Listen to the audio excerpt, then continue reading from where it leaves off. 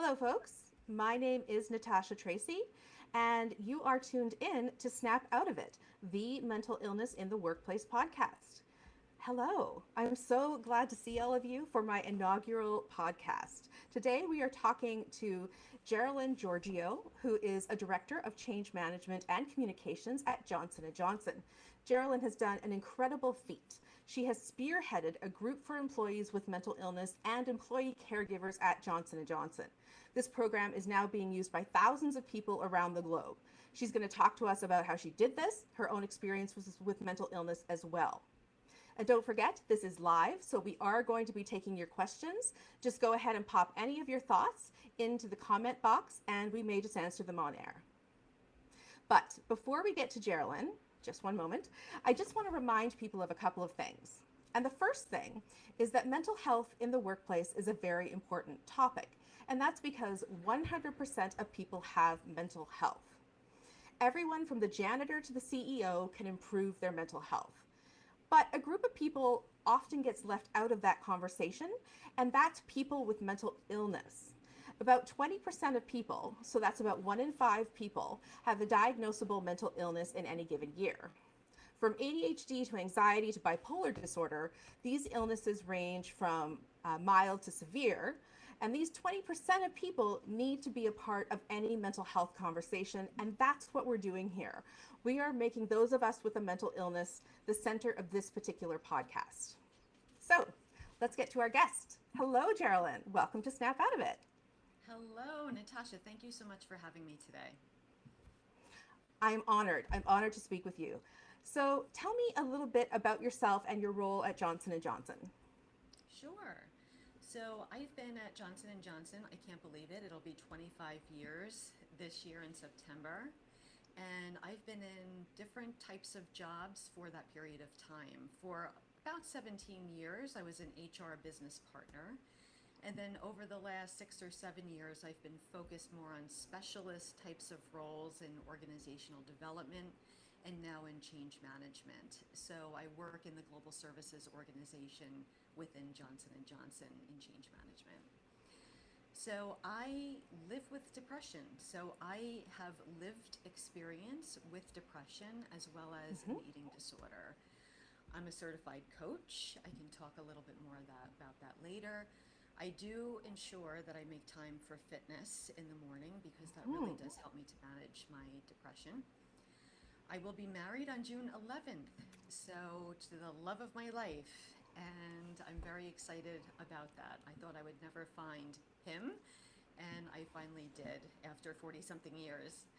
But we are a blended family, and we have 3 daughters, 18, 20, and 21, who are all in college, and a son who's 23. So that's a little bit about myself. Thank you so much. Well, congratulations on getting married. That's amazing. Thank you. So you're doing really well today, and it's amazing to hear about that. But I understand that back in 2015, things weren't going so well for you. Can you tell us a little bit about what was happening for you back then? Sure. Back in 2015, I had what I'll call a mental health breakdown. I was in an HR at the time and had a very difficult client group. It was very demanding. And at the same time that year, I was going through a divorce. And my children were young. They were 9 and 12 at that period of time. And I felt myself really, really struggling. I had always been a high performer at J&J. So for me to admit to myself, not out loud, that I was struggling was devastating. And I was just filled with shame. So my bulimia was out of control that year. I was definitely depressed. It was difficult for me to go outside and water the plants, for example. And it was a way of numbing myself. I was going through a lot of pain, and I just wanted the pain to go away. So the more that I was eating and getting rid of the food, the more depressed I had become. And I became very isolated. I had felt extremely alone. I really didn't tell anybody. I didn't even tell my own family that I was going through this. And I distinctly remember coming home after I had been divorced at the courthouse. I came in and walked upstairs into my bathroom, and I looked in the mirror and I looked at that person, and I'm like, I don't recognize who that is. And I wanted to take my own life. I was feeling so much pain at that time. And it was difficult for me to ask for help because I thought, I've been an HR director before. I've told people how to coach them and referred them over to the employee assistance program, and I couldn't even do that for myself. So I was not able to handle it alone. And as I was looking in the mirror, I thought, my children do need me. And I put down, um, picked up the phone and I called the employee assistance program. And that's when I first got help. And that was the latter part of 2015. Well, I'm so sorry to hear that you went through such a difficult time. I have been there, so I do know what it's like to want to take your life, and I know what it's like to be in a high performing job while you're doing it. It's a very, very challenging thing. And certainly by not telling anyone, you're not alone, right? People out there are watching right now and they're having that struggle and they're not telling anyone either. So by you stepping forward and saying it happened to me, and it honestly can happen to anyone, you're doing such a great service. So thank you. Thank you. So many of us who have had depression or another mental illness will tell you that motivation is a huge problem for us. So, what exactly motivated you to develop a group of employees that are affected by mental illness to get that group together? So I would say the catalyst for me is after 2015, the beginning of 2016 was really what changed my life. And I went through a coaching program. I think I was at a time where I really didn't know what I wanted to do. I didn't know if I wanted to be in corporate America. I was very depressed. And I thought I need to have another skill. And I was fortunate to go through this coaching program where I became a certified professional coach. And that was the first time in my entire life that I actually worked on myself. And I sat with the pain that I was pushing away and didn't want to face for so many years. And that was really life-changing for me. And then I was sitting in an audience. So at Johnson & Johnson, we have a TED Talk event.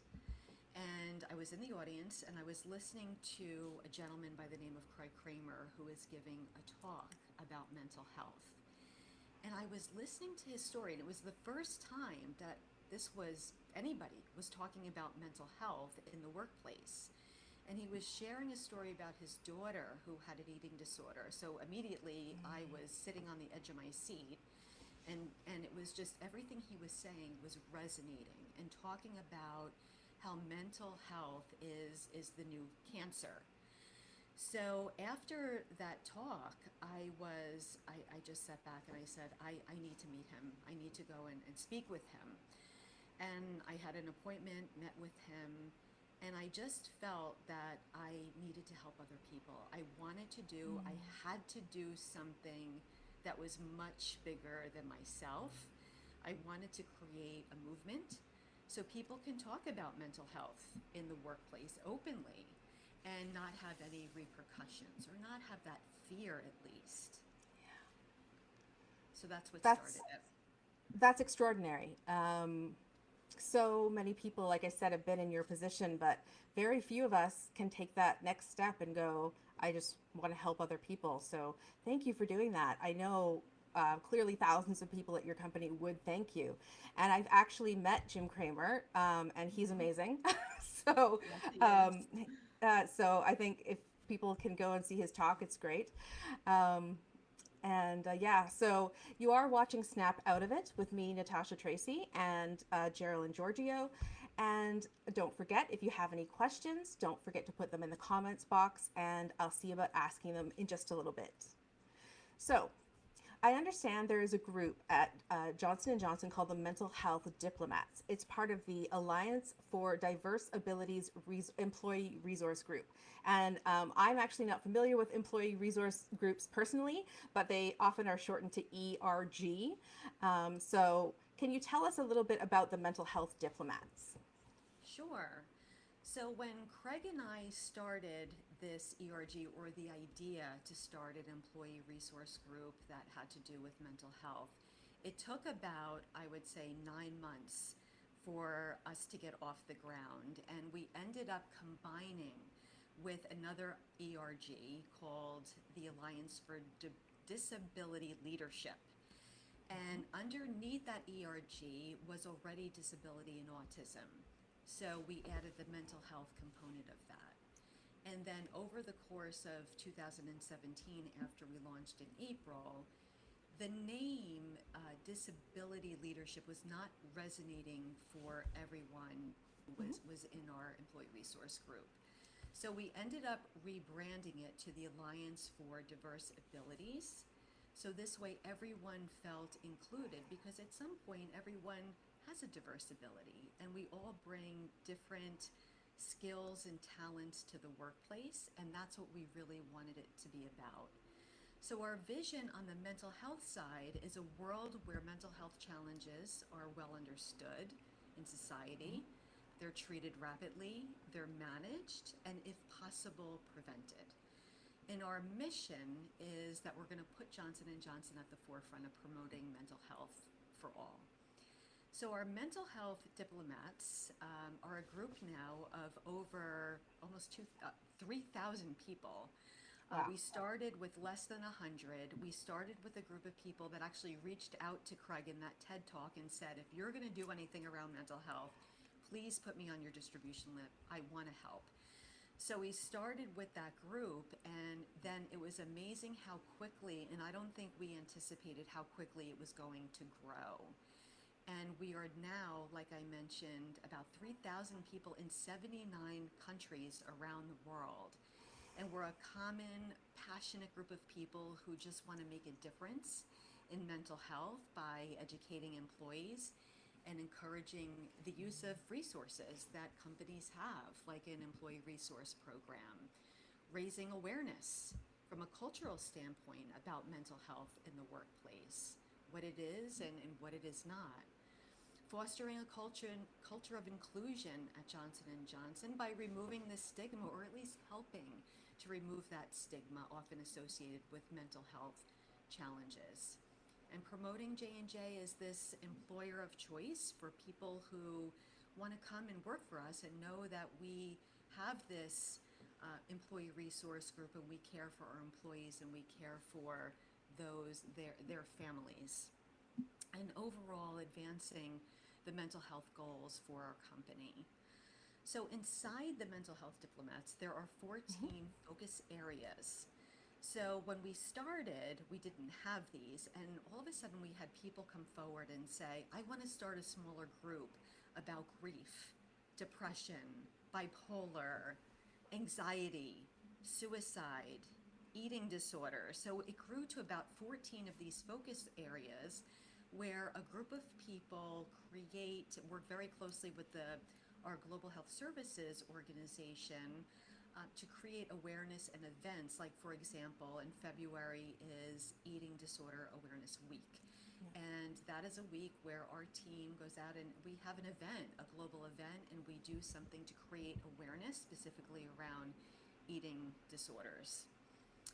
So our priorities for 2022 this year is that we are focusing on talent, where we're weaving an inclusion into our hiring process and including that component of mental health as well as disabilities. So we're putting a really big focus on that, and as well as the community, engaging and educating our employees. There's so much change going on right now in the organization and society. We know change is a constant, and people, there's change fatigue out there, and we're trying to help people to get through these transitions. So by taking care of themselves and educating themselves about mental health in the workplace. The other big thing that we get involved in is World Mental Health Day, and May being Mental Health Awareness Month. So thank you for having me on your podcast during this incredible month of creating awareness and education.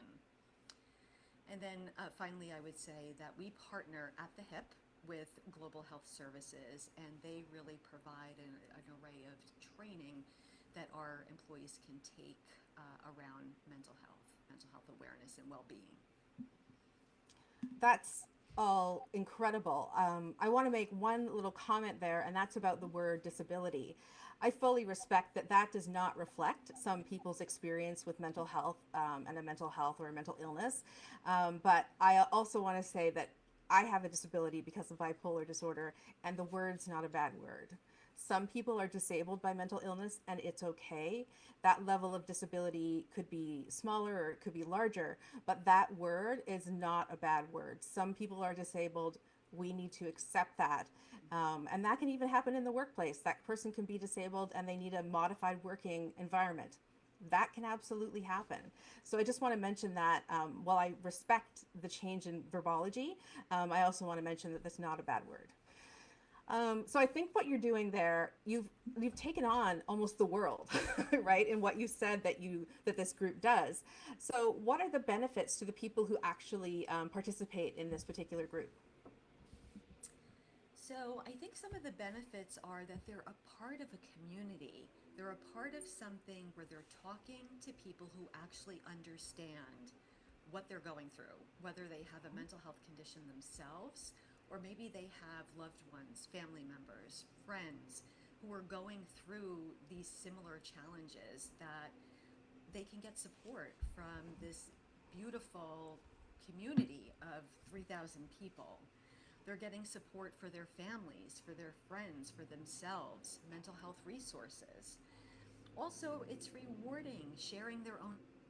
So when they have joined our employee resource group, I had a lot of people come up and say, I want to share my story.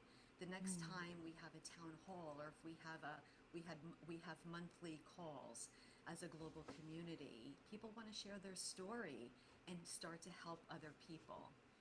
And I think it also helps people to know that they're not alone. And it's a way to really help them heal, and certainly helped me to heal in my mental health journey. Yeah, and I just want to say, by taking such an overt position, which I think is what you're doing, your group and this particular organization is doing, it makes it that much harder to actually discriminate against people with mental illness. We were talking about this just briefly before we went on air, and I said I've seen discrimination because of mental illness, but when a company has a really overt position about mental illness, people are that much more protected, people are that much more safe, and people feel that much safer talking about their own struggle, just like you said. So it's actually beneficial 360 degrees with that kind of overt position. Absolutely. So I just want to ask you how you personally have benefited from being a part of that group. Sure. I think it was absolutely part of my healing process to help to stand this ERG up.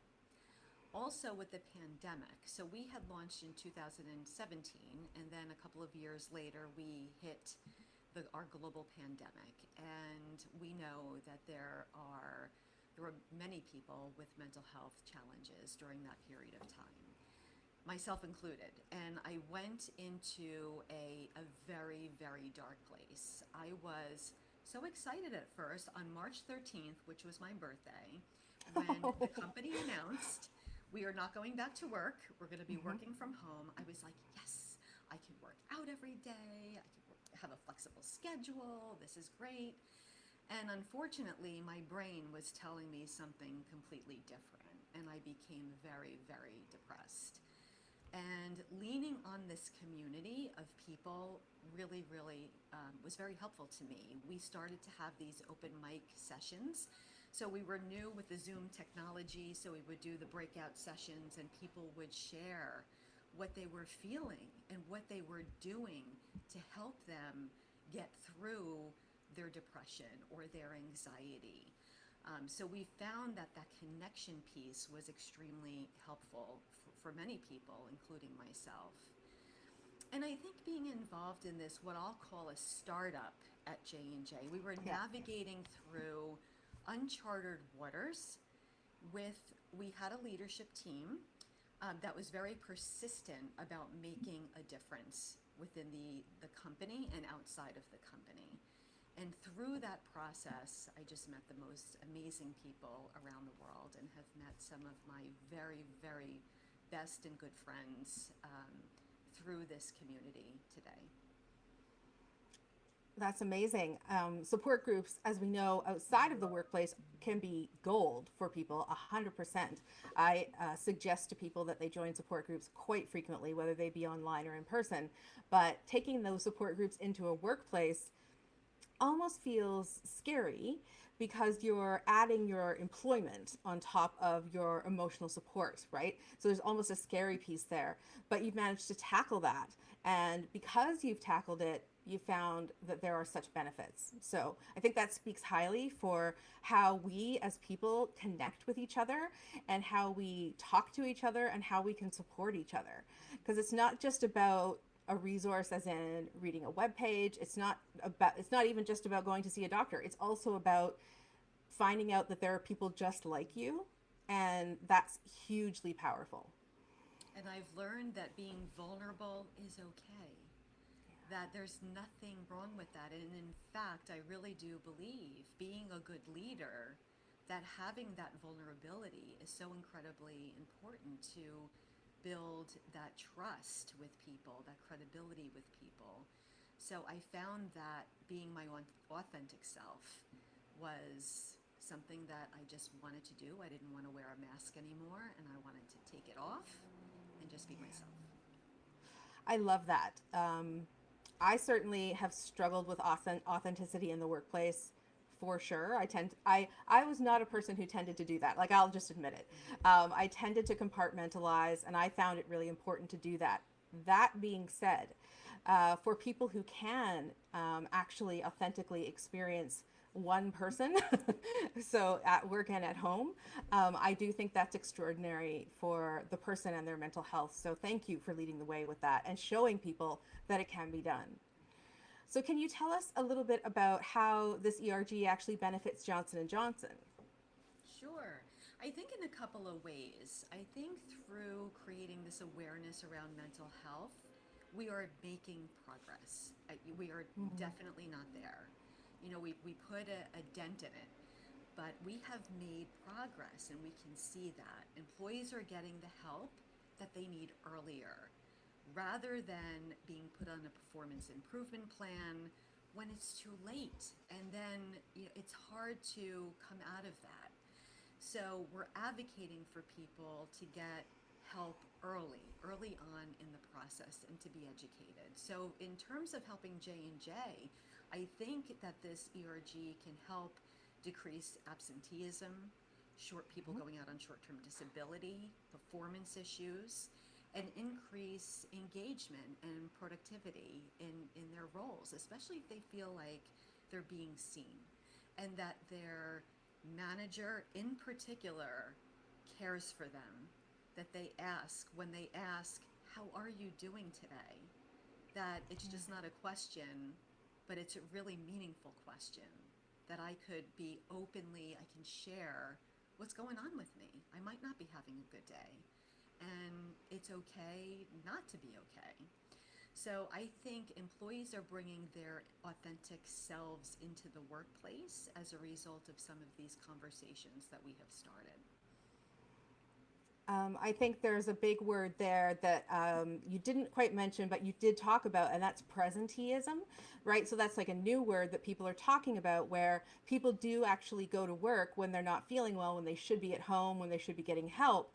But they have to be there because of the money, because of their position, because of the people around them, whatever it is. But they're not actually being productive because they really need help in some other way. And that's something that, we've talked about, that people in workplaces do talk about, because obviously presenteeism, the person's there, their body is there, but their brain is not. It's off somewhere else, and that hurts not only them, of course, but the people around them as well. As you're saying, it's a productivity thing, and I think that even if you feel that helping people is right ethically, and of course I think it is, it's also good from a company perspective, and from a bottom line perspective. There are both of those aspects at play. Absolutely. Totally agree. And so, how did you grow this group from 100 people who saw a talk to thousands of people around the globe? How did you do that? Well, I think it was a lot of passionate employees who really wanted to make a difference. And we had started with mental health training. So we had advertised mental health first aid, and it was an 8 hour certification program that we had offered. And it was through those trainings that I had met people, and I had asked them, for those who really seemed to be so engaged and incredibly passionate, asked them to be a part of the leadership team. So getting a leadership team in place, also through senior leaders talking about mental health. I mean, it wasn't that they weren't doing that back in 2017, but through, I think, the work that we've been doing and just talking to leaders, and Craig in his role as mental health ambassador for J&J talking to leaders, it's been amazing to see how many of them are talking about it today, which I think is really, really important for their employees to see. Also, we were growing, I mentioned before, so just so large, more than we could handle. So we knew that we had to build an infrastructure and get that in place. So we had regional ADA chapters that were established, country chapters, geographical chapters around ADA. And that really helped to engage people more locally. So we were thinking globally at the enterprise level, but also had these chapters that were local, where people could really engage more on a personal level. The other thing I think was helpful is the World Mental Health Day, just getting people rallied around, and especially that first year that we were all together as a leadership team. We did some events in each of our sites. We built like a guidebook that people in different sites could execute on different events and create awareness around mental health. And there were 22 sites that participated in 2017. In 2019, there were over 150 sites across J&J that were participating. So it was amazing to see how it had grown so quickly in just a few years. And then in 2020 and 2021, when we were in the pandemic, we did a global mobilization, and that was really helpful because we got our senior leaders involved.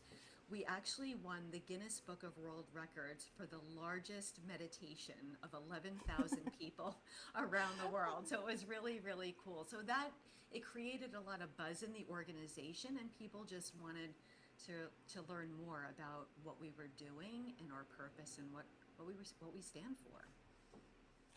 I was once part of the world record for the most paper airplanes in the air at one time. Yours is better. That's great. So, I love it. yeah. I have to see Uh, that sometime. so, folks, you are listening to Snap Out of It, and we are still taking your questions. Please pop them in the comments box, and I'll get to them in just a minute. So, my understanding is you also belong to an external nonprofit group called the Stability Network. Can you tell us a little bit about that? Sure. I became a Stability Network leader. Actually, Craig had connected me into this nonprofit organization. And I think it was 2017 when I became a leader, when I started the Employee Resource Group. And now I've become a board member just a few years ago.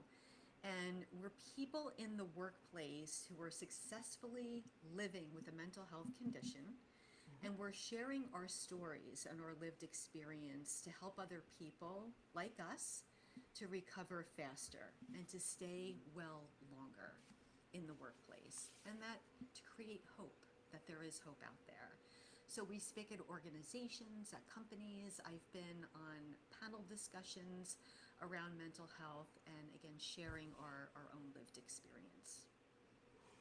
So if someone were to contact the Stability Network, they could have someone from that network come in and speak. Is that right?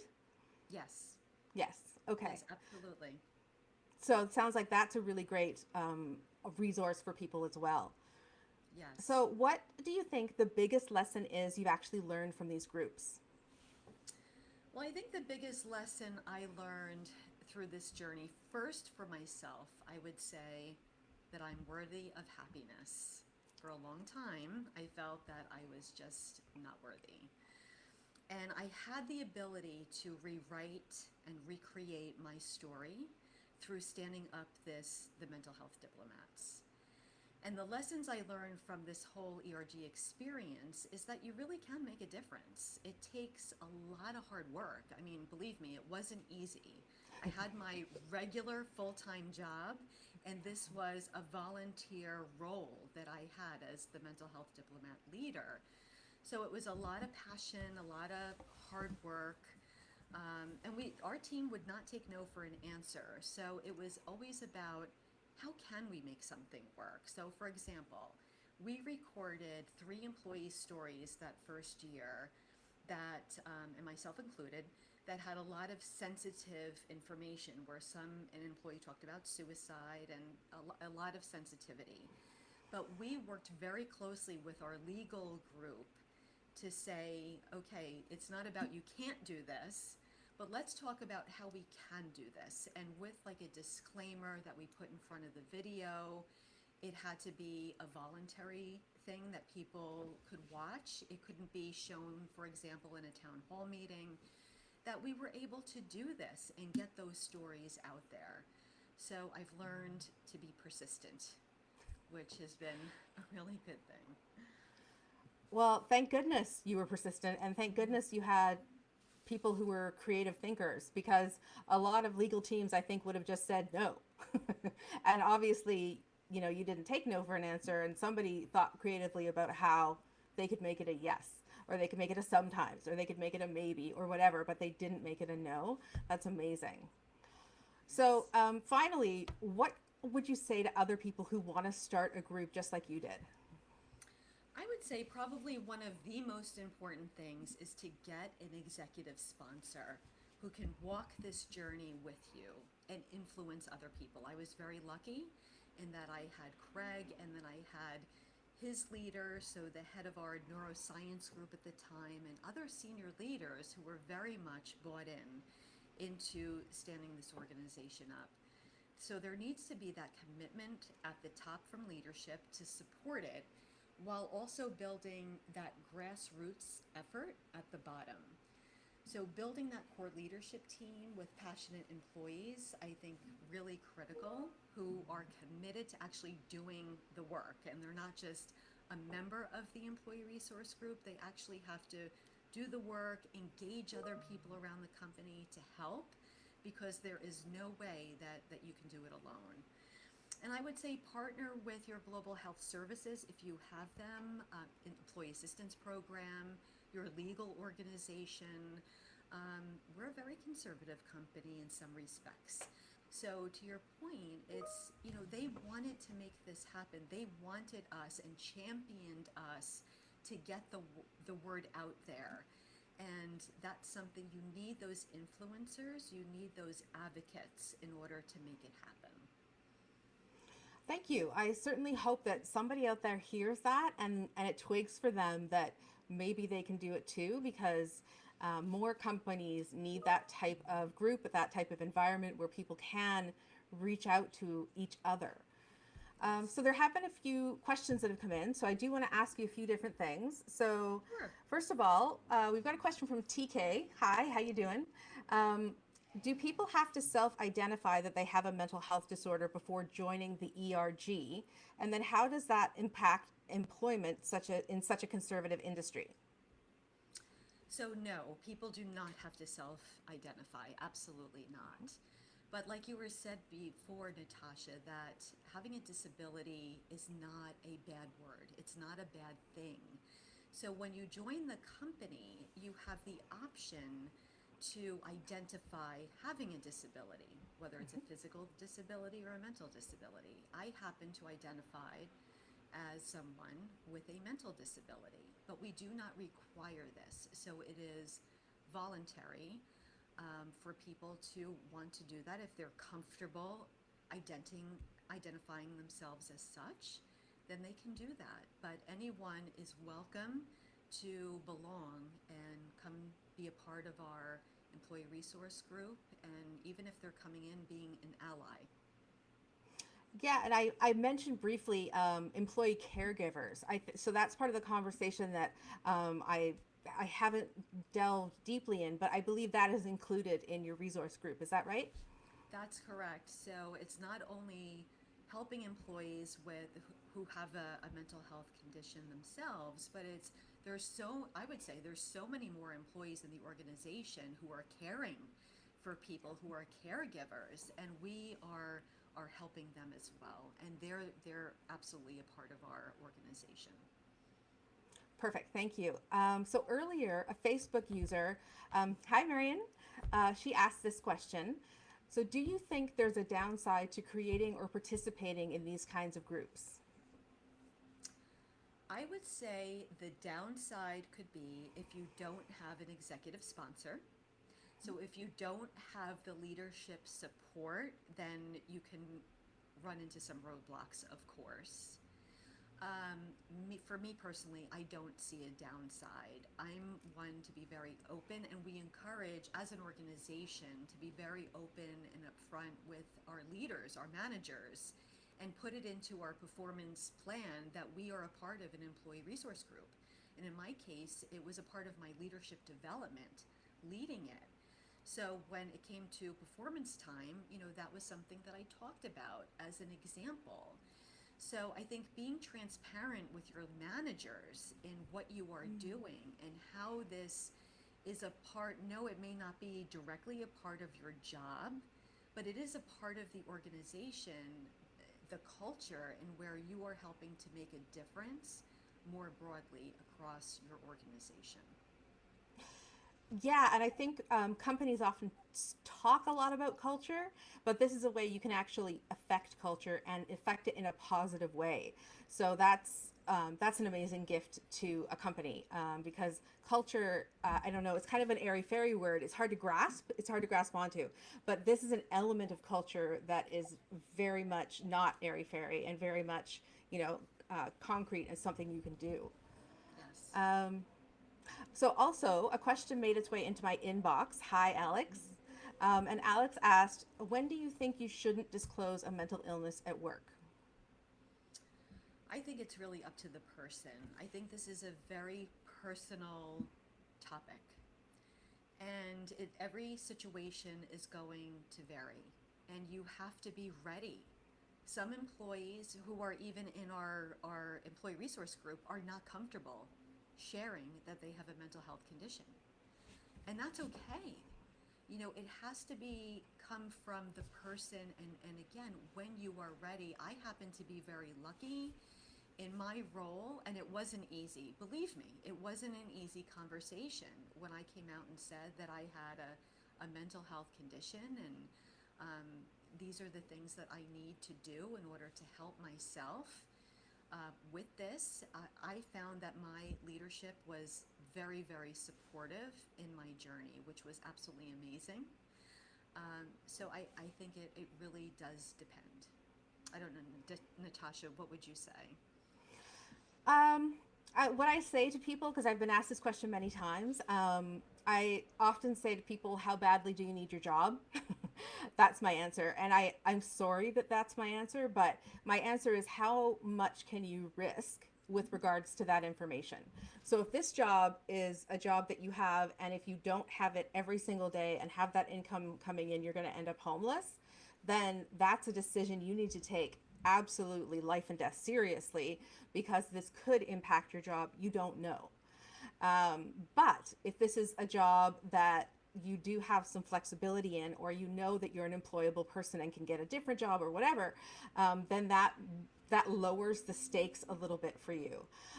That's what I usually tell people, because I believe it's about protecting yourself first. I love culture change, and I love the idea of this group, and I love when people support each other and talk to each other, and that's all wonderful, but you have to support yourself first. You have to make the decisions that are best for you, and then you can decide how much you want to participate in some kind of external part of that illness. That's my personal opinion, and I've seen discrimination in the workplace, so I'm maybe a bit biased.